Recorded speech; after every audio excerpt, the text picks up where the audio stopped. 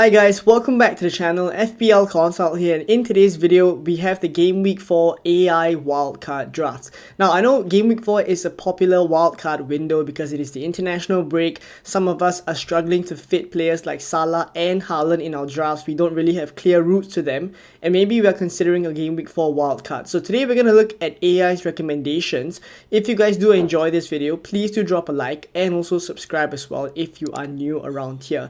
We are actually very close to 8,500 subscribers, so if you've been watching my content all this while and you have not subscribed, please do consider helping the channel out. It really goes a very long way. Now back into the video here. We have the AI wildcard and the team rating is a 97%, so it's really high, and I like the look of this draft overall. I agree with some areas, I disagree with some, so we'll chat through the different players in the draft. The team value is 99.6, so very affordable for most FPL managers, and the formation is a 3-5-2, which I think I agree with as well. We're probably tending towards more of a 3-5-2 formation for Game Week 4 wildcards because you're likely going with João Pedro and Haaland up front, and then if you want to fit Salah as well, you probably can't afford a third forward. So a 3-5-2 seems like the way to go. Similar to this draft, and we're going to go in gold here with Martinez and Fabianski as the backup keeper. So I guess AI has kind of spotted that Fabianski is one of those players likely to get starts in the next few game weeks because of Areola's back injury. So Fabianski is on the bench. For Martinez, this definitely feels to me like a bit of a fixture play. Aston Villa's fixtures are really good, and obviously when you kind of have 4.5 keepers that aren't all performing very well at this point, I think it makes sense for us to spend the extra 0.5 here. Something interesting though is that even though the draft has Martinez, they've also chosen to go for Konza as a bit of the Aston Villa double up. So what I think that kind of does is you are pretty much only left with one other Aston Villa spot. If somehow Ollie Watkins pops off, you need to have a slot for him. If Morgan Rogers is someone you want in the midfield, then that also locks up your third spot already. So in that sense, when I look at it overall, double defense, not the worst thing in the world if you don't want to go for someone like a Rogers in midfield and leave the door open for Ollie Watkins up front. So I guess it could work. Fixtures are obviously there for the Aston Villa defenders. So the interesting thing I see here is that there's two Liverpool defenders, and I kind of get why AI backs this as well. 3 clean sheets in the first 3 game weeks, and defensively they are looking the most solid out of all the teams so far. They've conceded a really low amount of XG even in this kind of short 3 game week span. And really, I think looking at the way that they're defending right now, you would kind of back them to get clean sheets.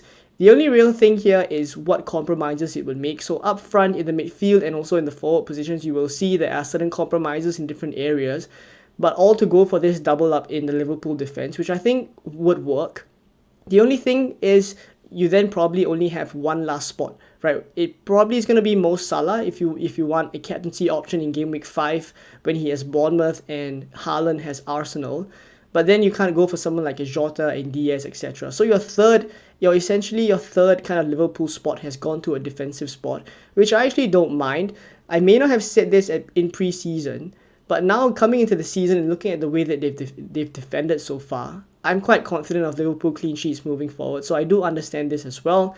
And attacking threat, both of them are pretty good. They put up quite similar numbers in terms of expected assist as well as expected goals. To be fair, Robertson could have scored in Game Week 2. He had a big chance there. Trent as well in Game Week 3 put the ball at the back of the net, but it was disallowed. So I think both of them very good for attacking threat and clean sheets. Makes sense there. For Gabriel here, he has Tottenham away. He is the one that the AI has chosen to start ahead of Konza, despite Konza having the better fixture. I think in terms of predicted points, the Fantasy Football Hub does have him slightly higher than Konza. And I think when you look at the Arsenal defense as well, they are defensively pretty solid. Against Aston Villa, they did look a bit shaky, and then they went on to concede a goal against Brighton because of the red card to Declan Rice. But when I look at it overall, I still think the Arsenal defense and the way that they play, they control the game very well and restrict the opponents to very little chances. So I kind of do get the Gabriel pick here, especially when we're looking long term beyond Game Week 6, where you want at least 3 Arsenal players, namely Gabriel, maybe Saka in midfield, and then you can decide between Saliba and Havertz as the third Arsenal spot if you want a third Arsenal player.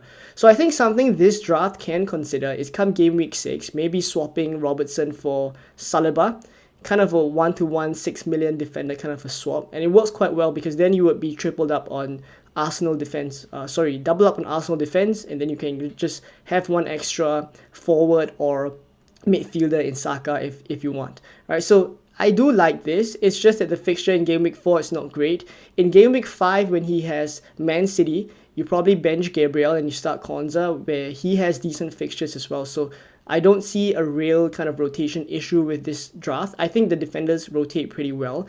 Now, looking at the other two options on the bench we haven't mentioned, it's Harwood, Bellis, and Stewart. So Stewart is just the 4.5 million kind of forward that you won't use. He's not playing, so I don't think you would start him in any game week, just a bench fodder. Harwood, Bellis as well, 4 million. He has decent home fixtures, and maybe the AI has picked this up as well to pick him in this AI wildcard. If he does need to come in, I don't think it's the worst thing. There are good fixtures for him where potentially Southampton can keep clean sheets, but I again don't expect you to be in a situation where you need to start Harwood, Bellis, unless there are major injuries in your squad. So I do like these kind of defenders as well as the bench options that the AI draft has gone for. Let's take a look at the midfield. So in midfield is Mbeumo, Salah, Eze, Minte, and Semenyo. So I think one look and you can already see that the majority of the compromise has come in the midfield. To afford such an expensive backline, the AI has dropped majority of the kind of Sakas, the Palmers, etc. and dropped them down to players like Mbeumo, Eze, Minte, and Semenyo. So I'll speak about them and kind of reason out why I think maybe AI has included them in this draft to kind of cover off the maybe Sakas and Palmers of the world. But we'll talk about Salah first because obviously he's the most important inclusion in the game week 4 wildcard. I do think like if you are going for a third spot as a Liverpool player, because you already have Robertson and Trent, it has to be Salah. I don't think that you can cover Salah with Luis Diaz simply because in game week 5 you would be comfortable captaining Salah because he's on penalties, nailed for 90 minutes. But you wouldn't be as comfortable captaining someone like Luis Diaz, who potentially does not get the full game, and even his returns you would say are not as consistent as Salah, and no penalty. So I don't think you'd be captaining Luis Diaz. You would definitely prefer Salah, in which case you might as well just start with him here. And for the other midfielders, Mbeumo and Eze are the 7 million bracket kind of midfielders. For Eze, I think it makes a lot of sense. I've seen him in a lot of Game Week 4 wildcard drafts as well, so not too much to justify there. Leicester at home is a great fixture for him, and he's come good in Game Week 3 as well. I think people are coming around to the idea that for those who have sold early, you're coming around to the idea that maybe his numbers are pretty good to show, and moving forward, you do expect that he will continue to perform as well. So I won't speak too much about Eze. For Mbeumo here, I think it's an interesting inclusion because it definitely feels to me like a long-term play. Brentford's fixtures are really good from Game Week 6 onwards, but in Game Week 4 they have Man City, and in Game Week 5 they have Spurs. So not easy fixtures by any means, but kind of when I look at the predicted points for Mbeumo, and I look at the numbers he's been putting up as well, bearing in mind that Ivan Toney has left, so Mbeumo is truly the talisman for Brentford. Sure, in Game Week 4, it may not be easy for him to score against Manchester City away, but against Spurs in Game Week 5, could he get something? I think it's possible. And then after that, in Game Week 6, you don't have to worry about bringing him into your team because you already have him. So really, actually, I look at the AI wildcard and I think, Game Week 4 is the only one where I wouldn't really want to have Mbeumo. Aside from that, even in Game Week 5 against Tottenham, I'm happy to have him. And so I think it does make sense to a certain extent to use him here to cover the Sakas of the world, the Palmers of the world. So AI has gone for Mbeumo here as the other 7 million pick. Obviously, it saves you a lot more money than the kind of 10 million-ish midfielders, and it allows you to go for an expensive defense, right? So Mbeumo and Eze as the 7 million picks. The 5.5s here are Minte and Semenyo. So I'll speak about Minte first. I quite like this pick because at 5.5, the fixtures are really good for Brighton. It is Ipswich at home in Game Week 4, and in Game Week 5 is Nottingham Forest also at home. Minte enables the draft again to be very expensive elsewhere. The fixtures are there for him. He looks lively as well. In game week 3, the numbers kind of came down for him against Arsenal, but that is what we expect. Moving forward against easier opposition, I expect him to do really well. And we saw what he was capable of in pre-season as well. So, Mente here, I like this pick. Semenyo is interesting here because he has Chelsea at home. And I think I kind of want to do a bit of a comparison with Semenyo and Rodgers, because in my own kind of a game week 4 wildcard draft that I made, I do have Rodgers in there because I think the fixtures are better. But when I look at the Semenyo fixtures as well as the numbers that he's put up, adding on to that the fact that the predicted points for Semenyo are higher in every game week moving forward from game week 4 than Rodgers, I do think like there is actually some reason to consider Semenyo instead of Rodgers despite the tougher fixtures. I look at Semenyo's expected goals and expected assist numbers, they are truly stellar. He's also gotten 3 returns in 3 game weeks when Rodgers has got nothing. So I fully understand why AI would prefer Semenyo. And I also do think like when we are kind of holding on to Rodgers, like myself as well, I have Rodgers at the moment. I'm also getting pretty frustrated that, he's been blanking for quite a bit. So I do think like on an AI wildcard, looking at the predicted points, looking at the data, it does kind of make sense despite the tougher fixture. So let me know who you guys have in this kind of a 5th midfielder enabler kind of a spot. Is it Semenyo or is it Rodgers? I do imagine that Rodgers is slowly losing kind of the popularity that he got in game weeks 1 and game week 2. So Semenyo is a good option. There are other 5.5 as well that come up quite exciting as picks, such as Smith Rowe as well that you could go for. But AI has chosen Semenyo here, so I think it's pretty interesting. Let me know what you think in the comments down below. Let's take a look at the forwards. So up front is João Pedro and Erling Haaland with the captain's armband. So I think AI also has recognized that at this point in game week 4, going for a Salah and Haaland draft would make the most sense. A 97% rating is pretty high for a Salah and Haaland draft. And to be fair, building drafts in pre-season, I actually did not get that high of a rating when I was building Salah and Haaland drafts because of the compromises elsewhere.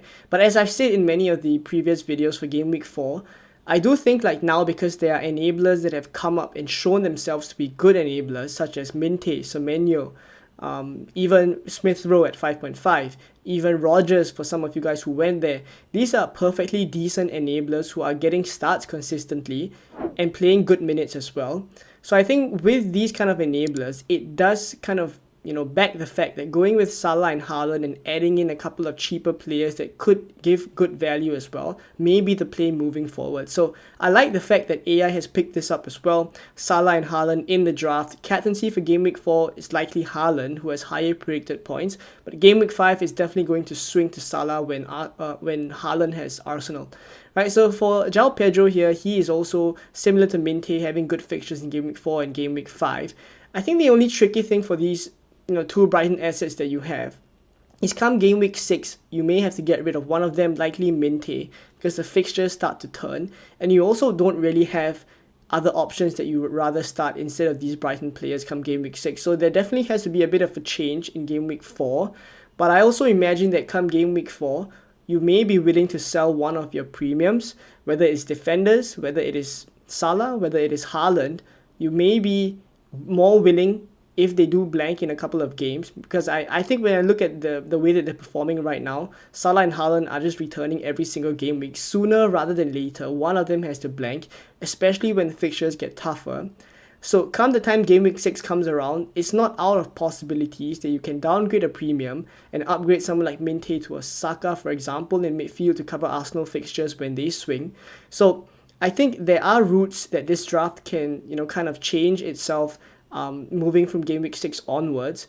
And I don't foresee the draft also needing a transfer in game week 5. So likely come game week 6, you have 2 free transfers. You can play around with different kind of combinations. I would just be wary of how I would get to those players and have a bit of a plan as well, especially come game week 6 when I want more of those kind of fixture swinged players like Arsenal and Brentford. But if not, I do like this draft. Let me know what you think about it in the comments down below. Hopefully you guys do enjoy this video, and if you do, please do drop a like. Please do subscribe as well. We are very close to 8,500 subscribers, so it would mean a lot to me if you guys could hit the subscribe button. If you do want to check out the AI rating tool, it's completely free to use, and there's 50% off in the description for Fantasy Football Hub if you guys are interested as well. Link is in the description. If not, I'll catch you guys in more Game Week 4 content coming very soon. Bye bye.